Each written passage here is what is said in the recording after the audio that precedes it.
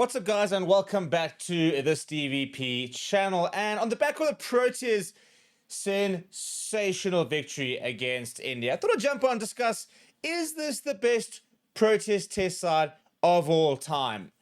And there's a lot to say that it potentially very much is. Given the run that we're currently on, given the way in which we've gone and built this, not only the WTC Championship, for example, but now a record defeat in India. And Shuki Conrad, I tell you what, will go down as one of the best coaches in South Africa history.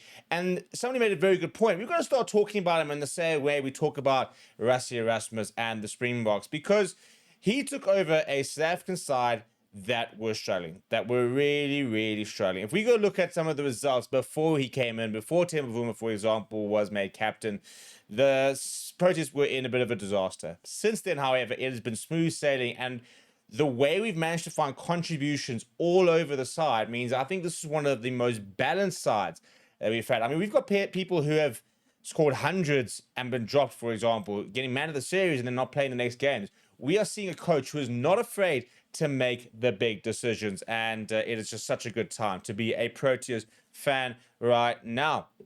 Before we get into it, please do smash like on the video. Please do subscribe to the channel as well. Lots of content coming your way this December. SA20, obviously the ODI series, Anti-20 series versus India getting underway very soon. It's going to be a very chock-a-block cricket December, not to mention some of the rugby and football happening as well. But let's have a look at exactly what I'm talking about when I say the results ahead of the big change that we had.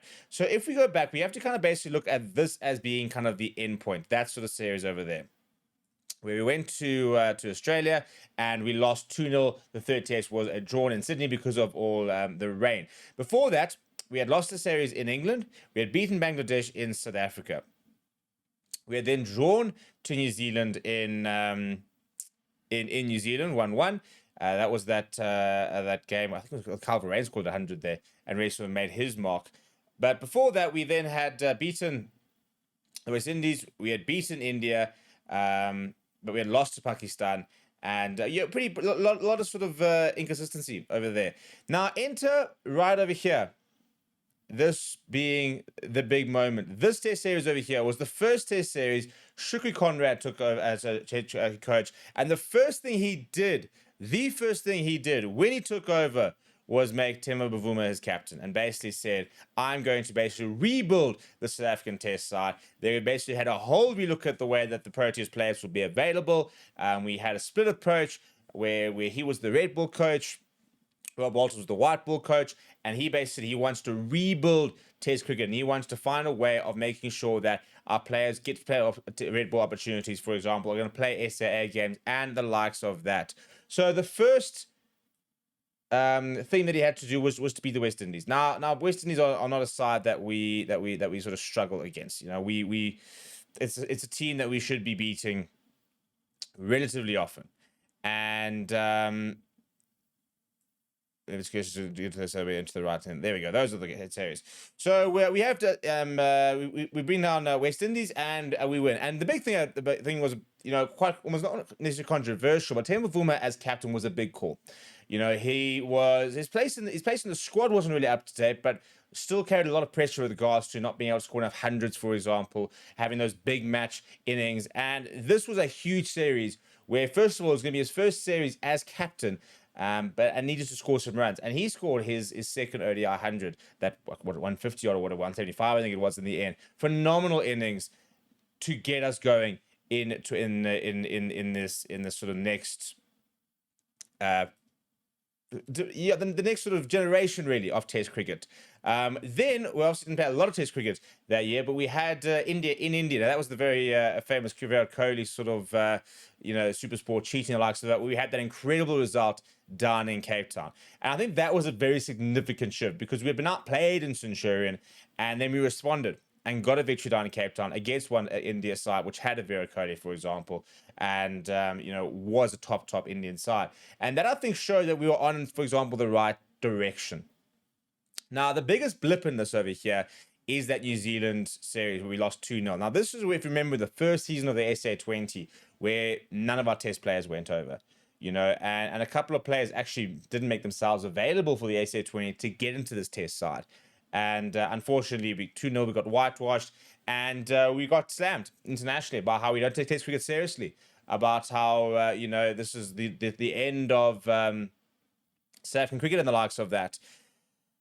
And yet, that was the last time we won. I mean, we lost the Test series. From there, we brought India down here, drew Test, and beat them 1-0. Thank you very much. We then went to Bangladesh, won 2-0. We then had Sri Lanka in South Africa, 2-0. We then had Pakistan in South Africa, 2-0. Then we went to the WTC Championship. It's not actually on here. And played against Australia in the final. And we won. Bang. WTC champions, Test Mace. Then we went to Zimbabwe, won 2-0. Tim Vuma, by the way, wasn't even captaining that series. We then went to Pakistan, lost the first test, got outplayed, responded with a 1-1. And now we've just beaten India in India 2-0 and handed them their biggest ever run margin defeat.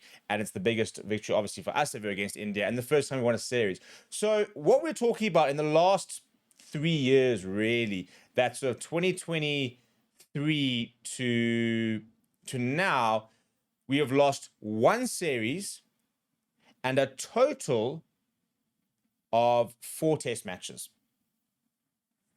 Temba Vuma, by the way, was not involved in any of the four test losses in terms of as captain. So he has still not lost a test match as captain. I mean, how is that for a stat? I mean, it's phenomenal. It is absolutely phenomenal. And this, for example, I think is where we really need to realize that we're potentially dealing with one of the greatest teams that we've ever had.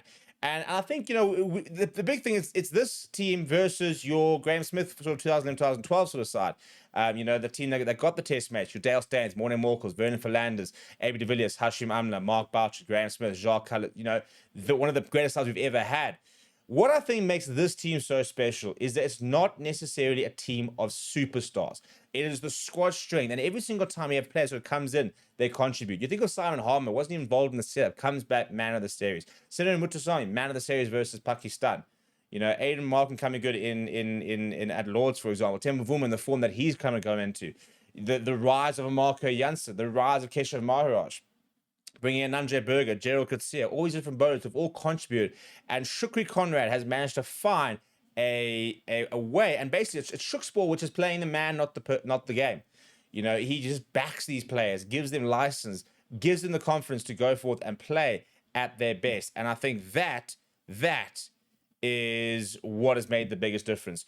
I personally think that this is the test team I've most enjoyed watching, and I used to love obviously watching AD versus the likes of that. But what I see in this test side is that there is just a mentality and a fearlessness that I don't think we've ever seen in a South African team. Long may it continue. What are your thoughts? Where do they rank? Let me know down in the comments below.